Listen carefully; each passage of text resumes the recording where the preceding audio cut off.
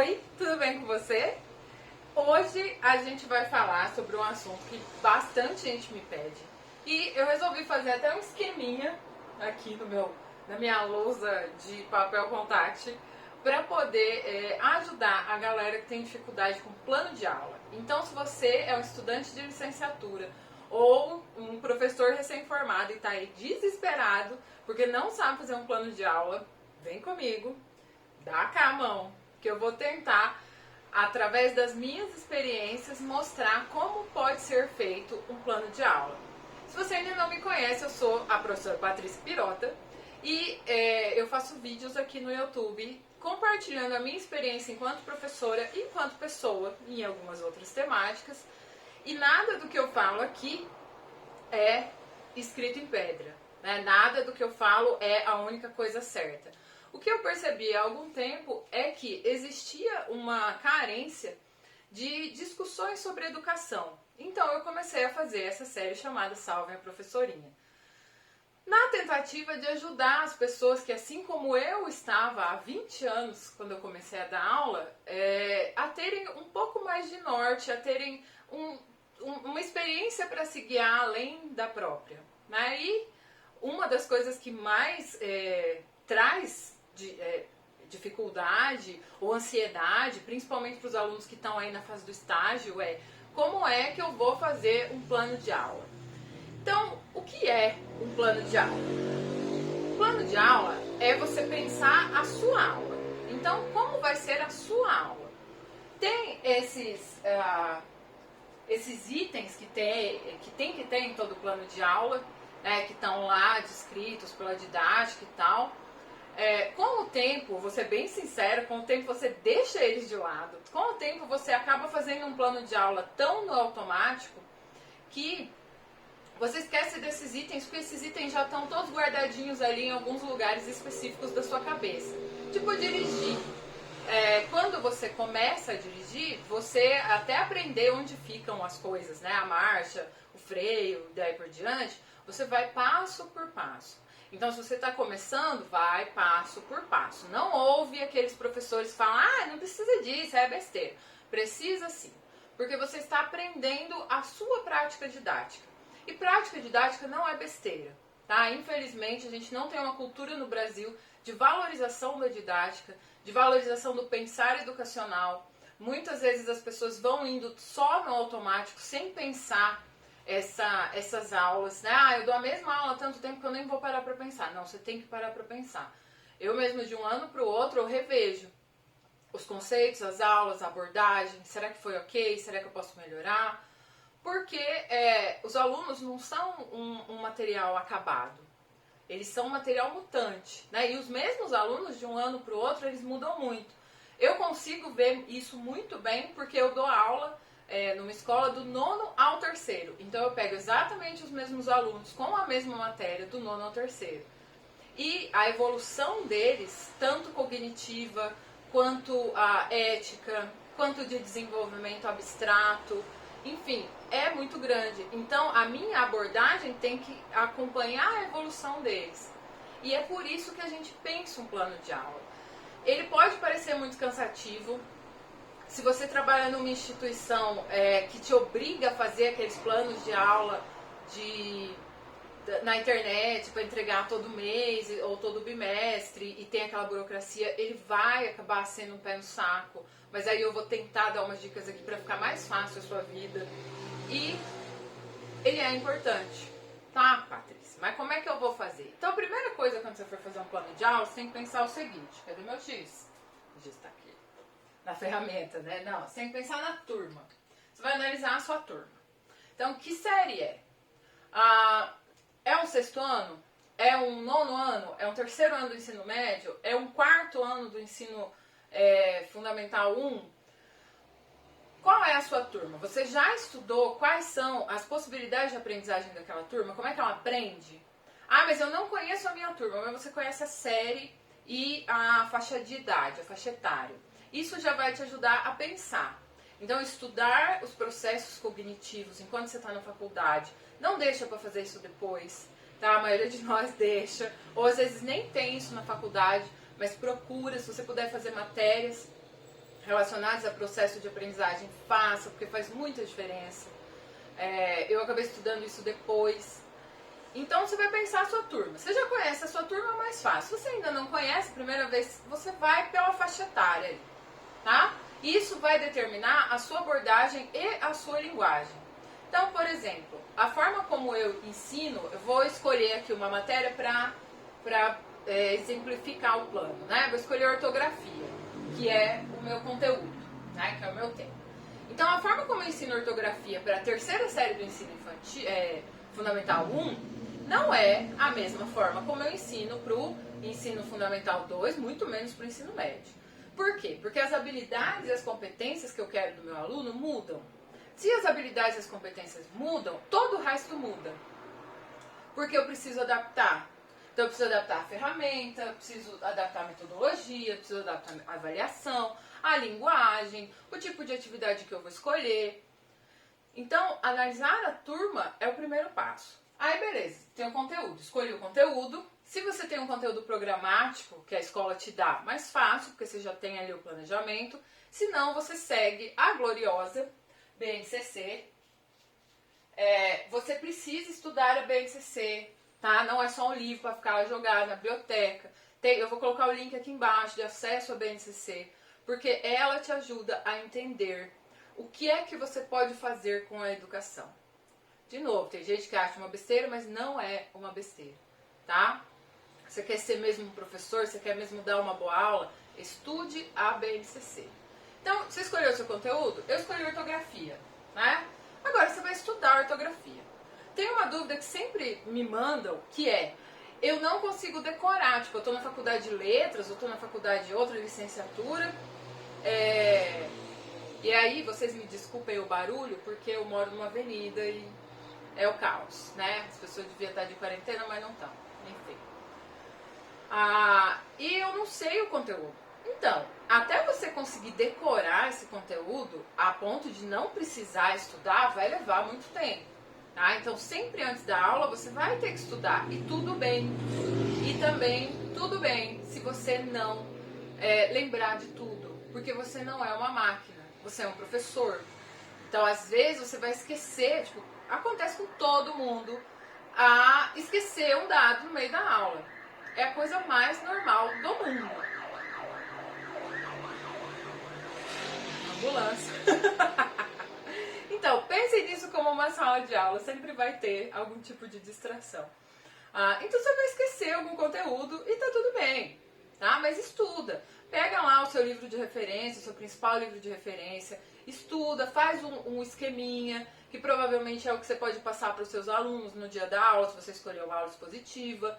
Faça exercícios, procure as principais dúvidas daquela matéria para quando chegar em sala, se algum aluno tiver alguma dúvida, você já está preparado. Então, estuda. Não tem como você aprender nenhum conteúdo se você não estudar. Muitas vezes, o que você aprendeu na faculdade, enquanto teoria, não vai ser aplicável na prática.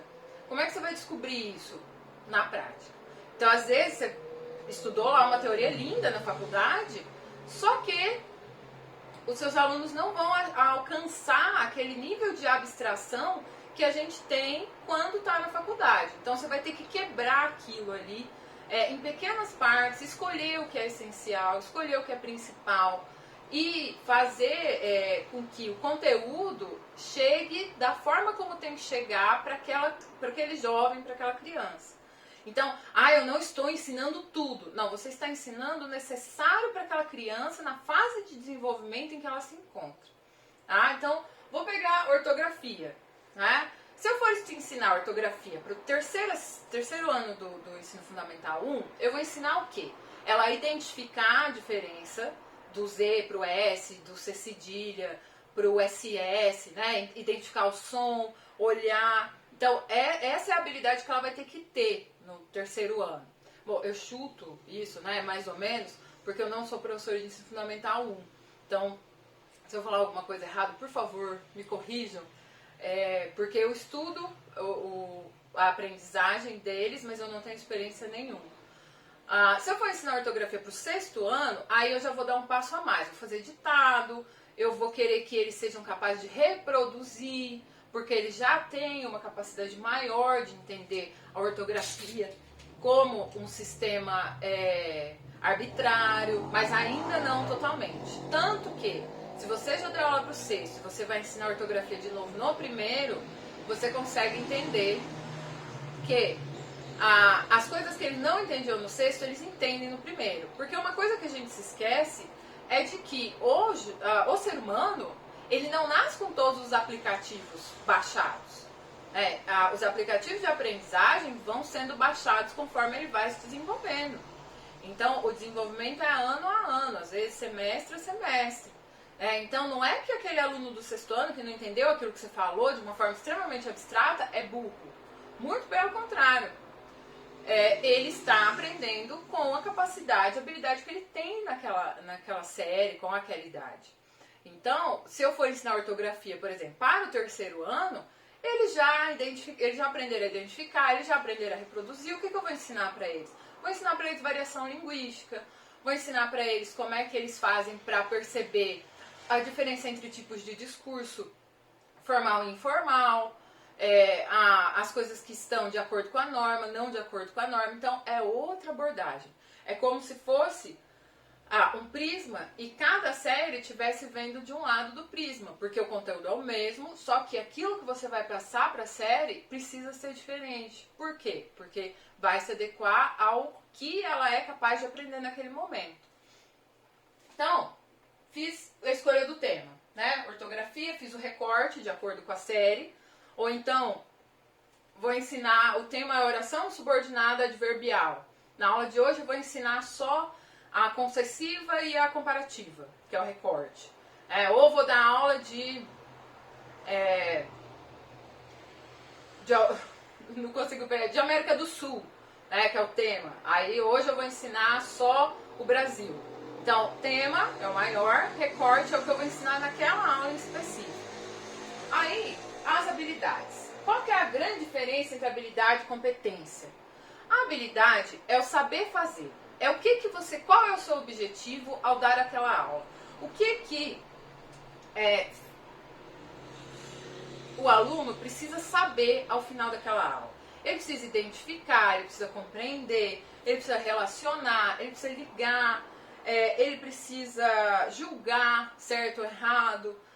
Cada área do conhecimento vai ter habilidades específicas, por isso a necessidade de você ler a BNCC. Porque cada área do conhecimento tem algumas que são coringas, assim, tipo identificar, compreender, analisar, julgar, você pode botar em qualquer plano de aula como habilidade, porque ele realmente precisa, né?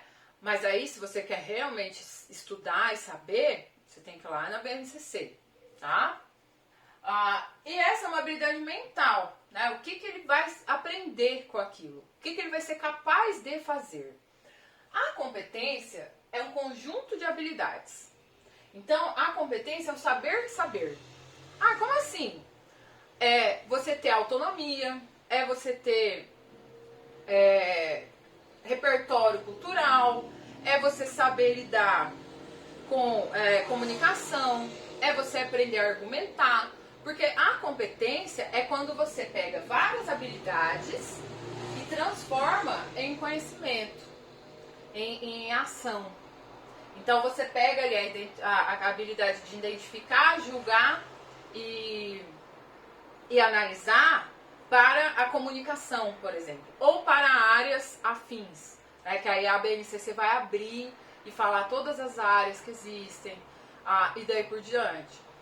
Então, de novo, estuda a BNCC. Eu posso até fazer um vídeo sobre a BNCC da minha área, eu não me atreveria a mexer na área dos coleguinhas, mas da minha eu até posso fazer, sobre essas habilidades e competências. Então, se você quiser, da minha área que é letras, linguagens, fala aqui embaixo que eu procuro fazer. Aí depois, você já sabe o que você quer que ele aprenda, como é que ele vai aplicar aquilo, quais são as ferramentas que você vai usar. Então, quais são os recursos? Você vai usar quadro com giz? Você vai usar computador? Você vai usar datashow? Você vai usar cartolina? Nem sei se usa cartolina, mas hoje na escola, mas eu sou velha, né, gente? Vai usar mimeógrafo para mostrar o quão experiente eu sou? Então, que recurso você vai usar? Canetinha? Caneta? Apostila? Livro didático? Bola? Corda? Garrafa? Isso é recurso. Que recurso que você vai usar? Tá? Aí, a metodologia é que tipo de aula que você vai dar. Você vai dar uma aula expositiva? Você vai dar um seminário? Você vai dar uma aula de slide? Você vai dar uma aula de apresentação de trabalho?